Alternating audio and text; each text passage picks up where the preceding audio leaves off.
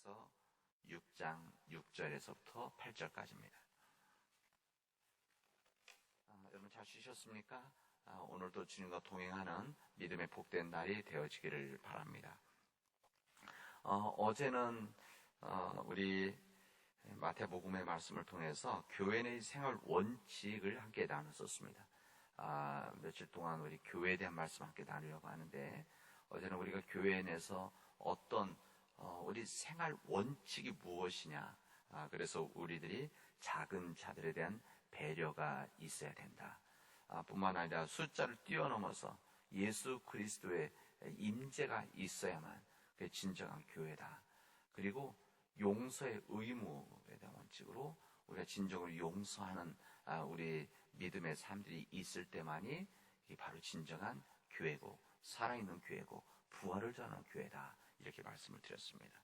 오늘은 이 미가서에 있는 말씀을 통해서 우리 교회 예배에 대한 말씀을 함께 나누려고 합니다. 이 아시리아 침공으로 인해서 북왕국이 멸망했을 때가 BC 722년, 그러니까 지금부터 2700년 전입니다. 그때 그 백성을 지배하고 있었던 어떤 생각이 있었는가 하면, 우리는 하나님의 백성이라서, 하나님이 세운 나라라서 우리는 절대 무너지지 않는다. 하나님이 함께 하신 나라인데 우리가 나라가 망할 수가 있느냐라고 하는 그런 생각들을 가지고 있었습니다.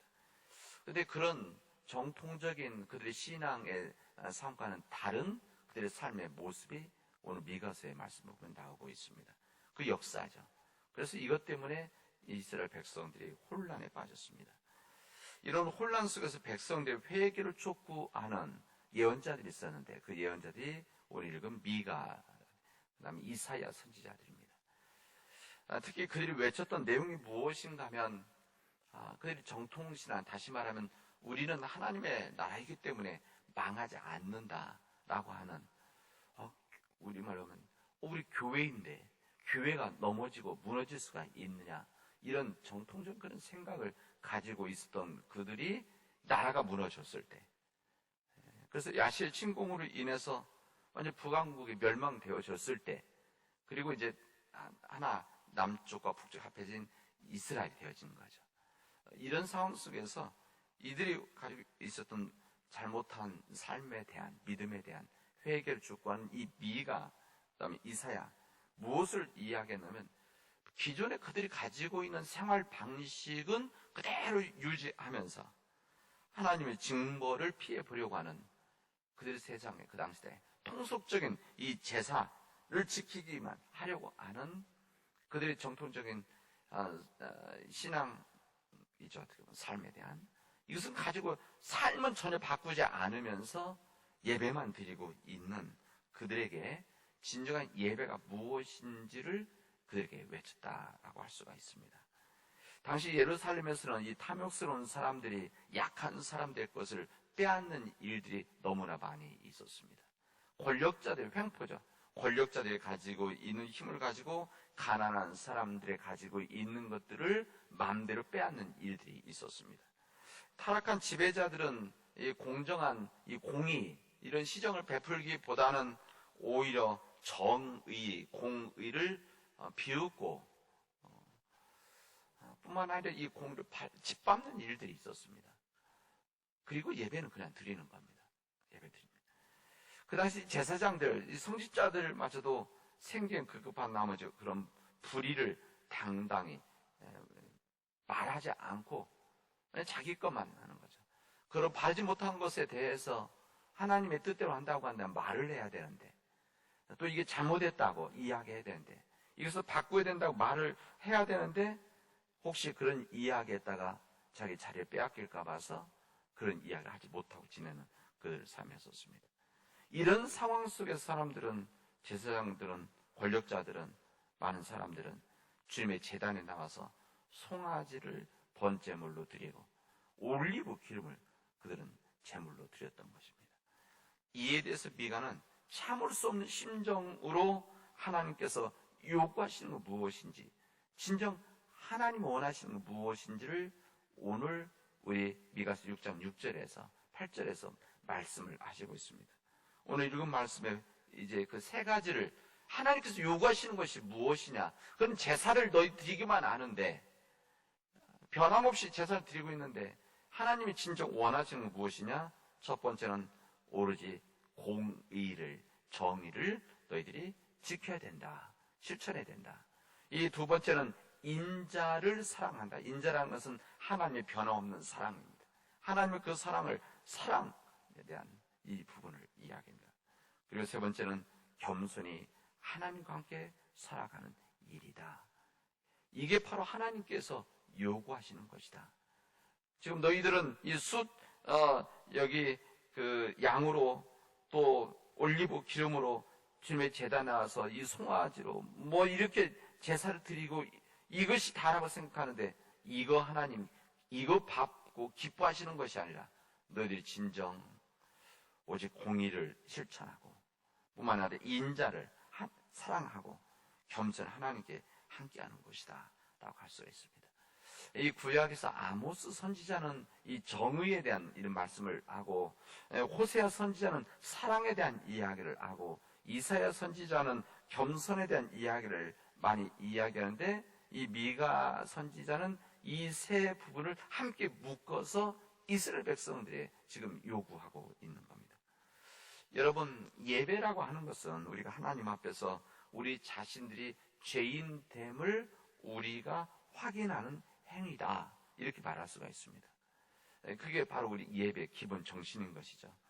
이 미가는 정의, 공의를 실천하라고 하는데, 정의를 실천할 수 있다는 거, 그냥 정의로운 일들을 하는 것, 이것 자체가 아니라, 이것을 하려면 그냥 행동만 하는 것이 아니라 이 불의한 상태에 있는 자신이 얼마나 인간적으로 불의한가, 이것을 내가 얼마나 하나님 앞에서 죄인인가, 이것을 확인해야만 정의로운 일로 이것을 일을 할 수 있다, 그런 이야기입니다.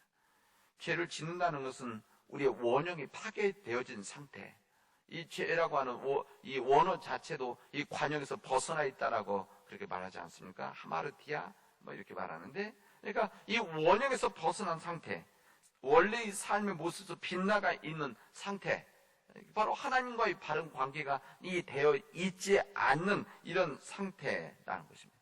이 죄인이란 그런 죄인, 사람이죠. 이 죄인이라고 하는 것은 진실 앞에서 진실을 바르게 보지 못하는 이런 삶을 살아가는 사람, 하나님과의 관계가 온전하지 못해서 진실을 바로 보지 못하는 이런 하나님과 깨져 있는 이런 상태라는 것을 자신이 깨닫고, 이것이 한번 끝나는 것이 아니라 끊임없이 내가 하나님 앞에서 온전하지 못하다는 이 죄인이라고 하는 것을 깨닫고 하나님 앞에 진실로 설 수 있는 사람, 이 서서 고백할 수 있는 것, 이때 상태가 되어졌을 때만이 진정한 예배를 드릴 수 있는 것이다, 이렇게 우리에게 말합니다.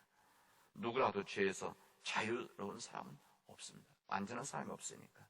이런 마음을 끊임없이 가지고 있는 사람만이 하나님 앞에 예배 드릴 수 있다는 겁니다. 그러니까 이 정의를 실천한다는 것은 자기가 죄인의 자리에서 벗어나려고 하는 우리의 신앙적인 응답이다, 이런 이야기입니다.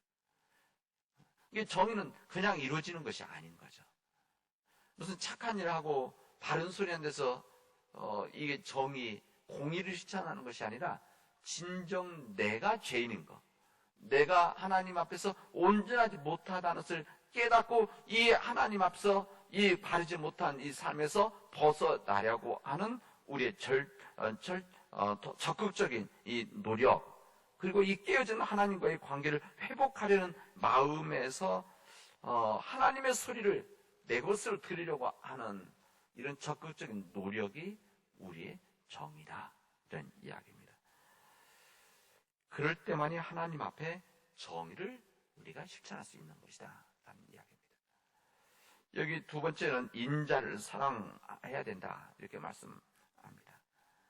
우리 예배라고 해서 우리들이 사랑이 많으신 하나님 아버지의 자식임을, 자녀임을 우리가 확인하는 것이 바로 우리의 인자를 사랑하는 예배라고 할 수가 있습니다. 어떤 우리들의 실수라든지 허물이라든지 잘못함이라든지 이런 모든 것을 불구하고 우리를 애타게 기다리고 계시는 그 하나님, 아버지가 있다는 사실을 우리가 믿음 안에서 감격하면서 기다리고 있는 마음. 이 마음이 있을 때만 우리가 하나님의 인자를 진실로 사랑할 수 있는 것이라는 것입니다. 자신이 아무리 죄가 있고 허물이 있다고 할지라도 용서해 주시는 하나님 아버지가 계시고 내가 돌아갈 곳이 있는 사람이라고 하는 이런 우리의 마음, 이 믿음은 우리에게 용기와 위로를 주는 거 아니겠습니까? 이런 용기와 이런 위로, 이런 마음이 가지고 있을 때에만 다른 사람들을 진실로 사랑할 수가 있는 것이고 그 하나님을 사랑할 수 있다는 겁니다. 그 하나님의 인자를 하나님의 그 크신 은혜를 사랑하는 바로 이 마음이 있을 때만 온전한 예배를 드릴 수가 있는 것이다. 예배는 진정한 하나님께 감사하고 하나님을 찬양하는 겁니다. 우리가 예배의 가장 큰 기둥은 감사하고 찬양하는 거 아니겠습니까? 근데 이 감사와 찬양이 어디서 있느냐? 이것은 모든 것이 주님으로부터 나온 것이다. 이 모든 것들이 내가 이뤄낸 것들이 아니라 하나님께서 주신 것이다. 이 모든 것들이 내 힘으로 가능한 것이 아니라 힘의 근원이신 하나님 아버지께서 나에게 베풀어 주셨다라고 하는 이런 마음, 믿음을 가지고 있을 때에만 오늘 세 번째 말한 겸손히 하나님과 함께 살아가는 일이 이루어진다는 것입니다. 우리 감사와 찬양과 기도, 우리 예배의 중요한 부분 아닙니까? 우리 감사, 찬양과 기도라는 것은 하나님께서 이미 우리의 모습으로 거듭 주시는 것이 이미 하나님께서 우리에게 허락해 주신 것이고 어느 것은 하나님께서 역사하시고 어느 것 역사하시는 것이 모든 일 매사에 우리에게 베풀어 주시고 뿐만 아니라 먼저 베풀어 주시는 하나님의 은혜, 하나님의 도우심의 손길이 나에게 있다는 것을 우리가 깨달을 때만이 우리가 하나님 앞에 진실로 겸손히 하나님께 살아가는 일을 할 수 있는 것이다는 이야기입니다. 우리 예배라고 하는 것이 의무적인 예배, 아니면 업적을 쌓는 예배, 아니면 강제된 예배, 습관화된 예배라고 하는 것은 절대 하나님은 받지 않으신다. 오히려 이스라엘 백성들이 하나님 앞에 드렸던 이 송아지, 이 올리브기도 하나님 안 받으시겠다. 그렇게까지 이야기하지 않습니까? 번제물 받지 않겠다. 이런 사람들이 함께 되어 있지 않은 온전한 예배를 드리지 않는 너희들의 수송아지 올리브 기름 받지 않겠다라고 하는 것이 주님의 말씀이셨습니다. 저는 오늘 우리 사랑 믿음의 가족들에게 이 예배에 대한 이 정신을 우리들이 잘 간직하고 이 예배 정신을 가지고 우리 삶으로 살아간다면 정말 귀한 우리 예배의 삶이 되겠다 이런 이야기입니다. 하나님께서 진정으로 요구하시는 것은 우리가 우리 삶 가운데서 정의로운 삶, 공의로운 삶을 살아나가고 그리고 인자 하나님을 진심으로 사랑하기 때문에 이웃들을 사랑하려고 한 그 마음, 하나님께서 우리 허물, 실수, 부족함이 있어도 그럼에도 불구하고 나를 사랑하신다라고 하는 그 인자를 사랑하는 것과 먼저 우리가 베풀어 주신 하나님의 은혜 때문에 겸손히 하나님과 살아가는 일이 있을 때만이 하나님께 온전히 드리는 예배라는 것을 우리에게 알려주십니다. 예배가 진정 살아있는 교회가 진정한 교회입니다. 예배가 살아있으려면 이런 믿음을 우리가 가지고 있어야 됩니다. 지난 2000년 동안 7일마다 예배를 우리가 드려온 거 아닙니까? 우리 어떤 상황이든지 간에 7일 만에 한 번씩 예배를 지금 2000년 동안 지내왔습니다. 그런 생각을 해보죠. 예배 없이 일주일을 보낼 수가 없는 것이구나. 어떻게든지 주님의 전에 나와서 예배 드리는 이것이 있을 때 일주일을 버틸 수가 있구나. 아마 우리가 인간에게 있어서 한 10일 정도 예배 안 드려도 살 수 있었다고 한다면 아마 일주일이 아니라 10일을 만에 예배 드렸겠죠. 그래서 우리가 7일마다 예배드리는 이 우리 기독교의 이 전통은 그냥 이루어진 것이 아니다. 7일마다 한 번씩 드리는 우리 주일 예배를 통해서 하나님의 은혜 안에서 진정한 예배, 살인 예배를 드리는 우리 믿음의 교우들이 되어지기를 주님의 이름으로 축원하겠습니다. 기도합시다. 은혜가 풍성하신 하나님 감사합니다. 오늘 저희들에게 이 귀한 은혜 주셔서 믿음 앞에 서게 하시고 믿음의 길을 걷게 하여 주시오니 진실로 감사를 드립니다. 하나님, 우리가 진정으로 공의를 실천하고 인자를 사랑하고 겸손히 하나님과 함께 살아갈 수 있도록 인도하여 주셔서 그 하나님 요구하시는, 우리에게 구하시는 이 삶을 통해서 온전한 예배 드리는 저희들이 살아있는 예배를 하나님께 드릴 수 있도록 인도하여 주시옵소서. 이 모든 말씀을 예수님의 이름으로 기도합니다.